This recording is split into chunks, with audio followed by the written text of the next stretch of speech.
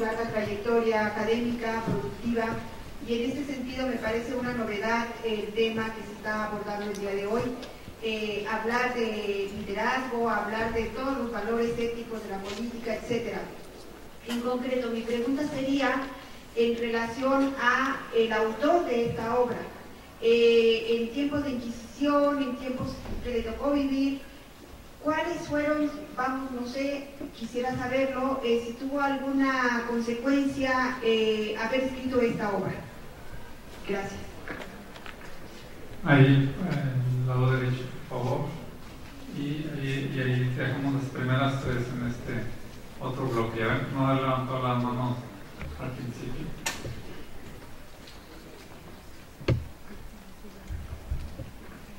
Gracias, y quisiera compartir algo que me parece asimilé y no sé si lo asimilé de manera correcta. Aquí pareciera que en este caso quien escribe, Miguel de Cervantes Saavedra, extiende o habla de algo que hemos venido tocando a lo largo de este congreso, que es la ética, el actuar y la profesionalización de los políticos. Pareciera que aquí Sancho logra precisamente blindar su actuación con esa ética que hoy en nuestro país, por ejemplo, no encontramos. Veo ahí en una parte de la que usted nos acaba de compartir, en el cual él se va y deja la provincia en las mismas condiciones que la recibió, situación que no pasa, por ejemplo, en nuestros estados o en nuestros municipios. Normalmente quienes gobiernan no dejan en mejores condiciones ni en las mismas condiciones, por el contrario, perjudican mucho. No tenemos políticos profesionales, no tenemos ética en la labor política, y aquí parece que uno de los consejos era precisamente ese, el actuar con base en sus principios, no dejarse corromper. Y aquí algo que denosta mucho y que nos causa gran daño es el actuar fuera de esta ética política de los políticos, que no son profesionales ni se preparan para su actuación. Pero no sé si lo entendí correctamente o estoy equivocado. Gracias. Aquí de este lado había una señorita que levantó. Una señorita. El joven.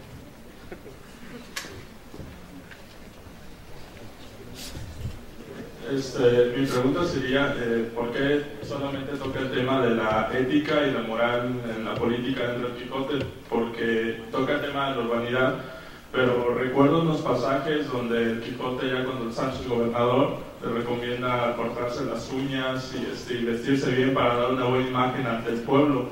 Entonces esto yo creo que se trataría más bien no de moral y ética, sino de una imagen pública que da el político. Entonces, esa sería mi pregunta. Alguien, no sé qué levantó la mano, una señorita. Aquí más.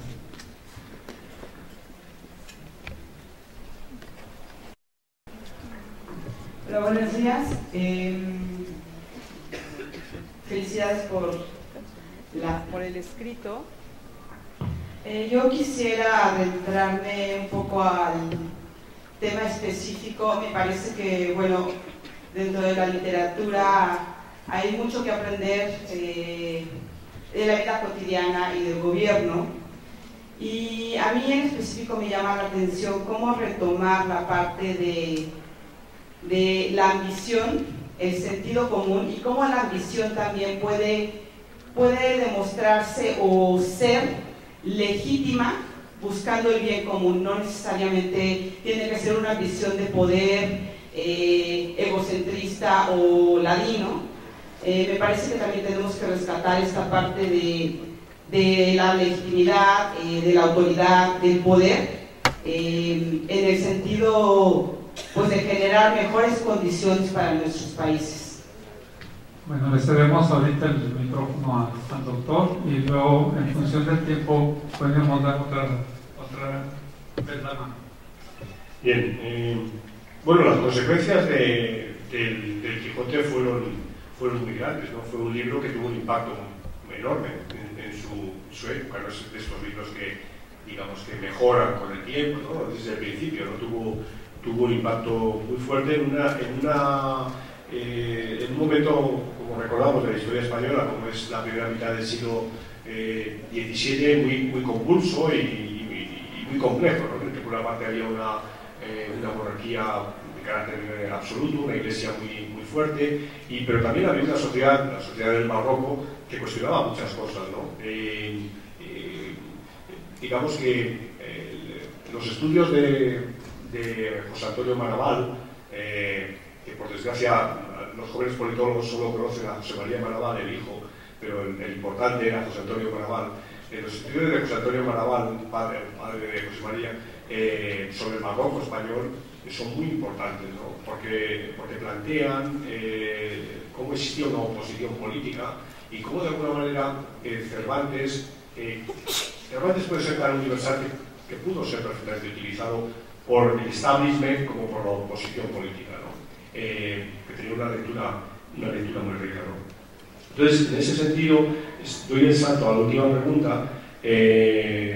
Bueno, en ese sentido, contesto varias preguntas, ¿no? O sea, Cervantes es un escritor universal, es un genio universal. Entonces, él no da respuestas sencillas a las cosas, ¿no? Entonces, él plantea las contradicciones que hay en las cosas, ¿no? Entonces, por ejemplo, a la pregunta de la ética, por supuesto que el libro está preñado de, digamos, de una ética pública, pero a la vez es suficientemente realista como para darse cuenta de qué es lo que la gente persigue, y por eso esta contradicción de si salgo rico soy un ladrón y si salgo pobre soy un tonto, ¿no?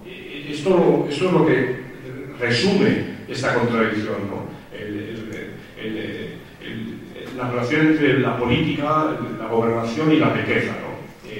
Entonces, por eso, y lo mismo pasa con el tema de la ambición. Entonces, totalmente de acuerdo. Hay una ambición positiva y hay una ambición de mejorar, hay una ambición de progresar, y eso también lo plantea Sancho, y está en distintos momentos. Pero también hay una voluntad de servicio, una voluntad de hacer las cosas, pero luego también está la ambición de eso, de enriquecer a la familia, de enriquecerse a sí mismo, de casar a la hija, de casar bien a la hija, de que el hijo tenga estudios, etc., ¿no? Y esto también lo digo a la pregunta de la profesionalización. Claro, olvidémonos el término de profesionalización en esa época. En esa época, profesionalización era, si acaso, tener un cargo público. Y el cargo público se accedía de esa manera, ¿no? Como se llamaba. Se accedía o bien por una gracia de alguien, de un señor que te daba el cargo público, o bien comprándolo, ¿no? Y esa era la profesión. O sea, el acceso a la profesión no era a través de elecciones, ni a través meritocrático, ni nada de esto, sino era a través de la influencia de los poderosos que tenían capacidad de investir. Por eso, en mis últimas palabras, yo digo que Don Quijote tiene la capacidad de investir a Sancho, pero desde lo que llamaríamos algo muy universal, como es el sentido común. No es a través de que Don Quijote sea alguien rico, sea alguien poderoso, sea alguien que tiene un apellido muy grande, ¿no? Entonces la profesionalización, el oficio, diríamos, de político de la época, es eso, es un cargo al que se accede por esta vía, ¿no? Y en cuanto a lo de la buena imagen, sí lo he dicho, lo que pasa es que no he querido detenerme con frases, o sea, lo he saltado eso un poco también por la cuestión de la brevedad del tiempo, pero sí están los consejos, por supuesto, que son unos consejos muy divertidos, ¿no? O sea, que están no sé, por ejemplo, cuando dice hallen en ti más compasión las... bueno, están en el escrito, en el texto, no voy a ponerme a buscar ahora. Bueno, yo creo que sería esto básicamente.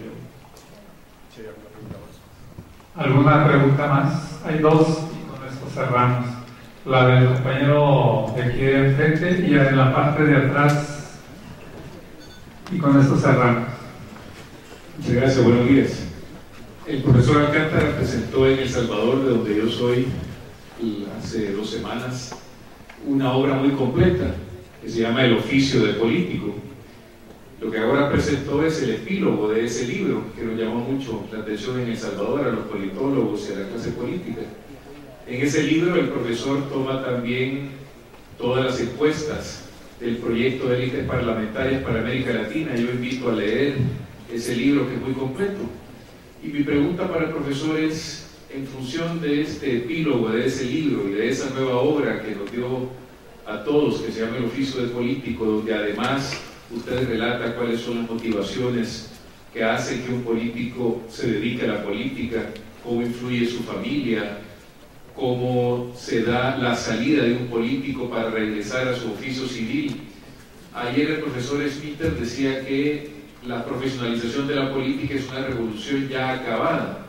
¿Cree usted desde su obra, El oficio de político, que eso es así o que todavía estamos en un proceso de profesionalización de la política debido a la falta de credibilidad de los partidos políticos en América Latina?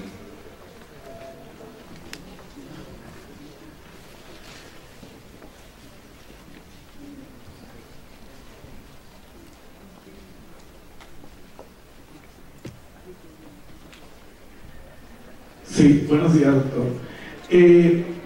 Miguel de Cervantes es en este caso entonces un politólogo, o sería la intención de algún modo también de que los maestros que impartimos clases con nuestros alumnos pudiéramos tomar en esta intención politológica a Miguel de Cervantes Saavedra, que digo yo, no está tampoco lejos de la situación en el caso concreto de México, por ejemplo, Octavio Paz, que nosotros citamos bastante, aún siendo, o haberlo tomado básicamente bajo la lógica de un novelista, ¿no? Pero no sé, y si esa sería la apuesta también, ¿no?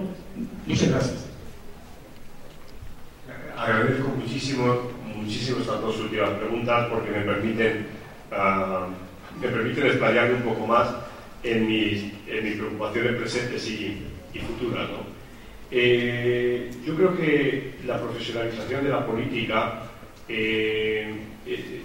en buena parte de América Latina está pendiente, y en la que no está pendiente hay que mejorar la profesionalización de la política, hay que introducir criterios de verdadera profesionalización, ¿no? En el sentido, también se ha mantenido aquí en otras exposiciones, en el sentido de la rendición de cuentas, en el sentido de la transparencia, rendición de cuentas ex ante y ex post, ¿no? Es decir, no podemos permitir que gente que se vaya a dedicar a la política, que antes de dedicarse a la política no sepamos nada de ellos o de ellas, es decir, que no tengamos acceso a su currículum vitae o no se les generen espacios de debate en foros ciudadanos o con otros políticos o con medios de comunicación, etcétera, para ver lo que piensan, etcétera, ¿no? Y eso, por ejemplo, es un elemento que creo que es básico en la entrada de la política para generar un criterio de profesionalización meritocrático.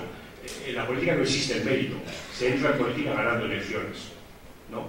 Y cualquiera puede ganar elecciones, en el sentido cualquiera puede acceder si tiene más votos que otro, y se puede tener más votos que otro por muchas razones, por ser popular, por ser simpático, por ser guapo, por tener mucho dinero, pero todo eso está bien y es legítimo, pero esas personas que van a tener un oficio de político, el examen de entrada debe venir complementado con una suerte de rendición de cuentas ex ante. Rendición de cuentas ex ante es: óigame, vamos a debatir con usted. Va a venir usted a la universidad pública y va a debatir con un grupo de 100 estudiantes. Va a ir mañana a los empresarios y va a debatir con los empresarios. Va a ir pasado mañana a una ONG humanitaria y va a debatir con la gente de esa ONG. Va a ir a televisión y va a debatir con otros candidatos. Va a ir, etcétera, ¿no? Es decir, estos elementos deben incorporarse a la política, ¿no? Yo creo que están muy ausentes de la política. Y luego otros elementos de profesionalización, ¿no? que ya hemos visto. O sea, entonces, en ese sentido, yo creo, en términos muy generales, para América Latina es un tema muy, muy pendiente, ¿no? Ya digo, con las matizaciones de cada país, de cada sistema político. Bien, y la última pregunta, y la agradezco, ya digo, muchísimo. Ayer, en la última conferencia, en la conferencia del profesor Pascuino, en las preguntas, en la parte de preguntas, cuando me empezaron a preguntar sobre el problema de la Cuarta República y los efectos de la Cuarta República y lo que pasó en Francia en esa época, el profesor Pascuino, sin habernos puesto, digamos, de acuerdo en esto, el profesor Pascuino dijo: no, mire, para saber lo que pasó realmente en la Cuarta República, hay que leer Albert Camus.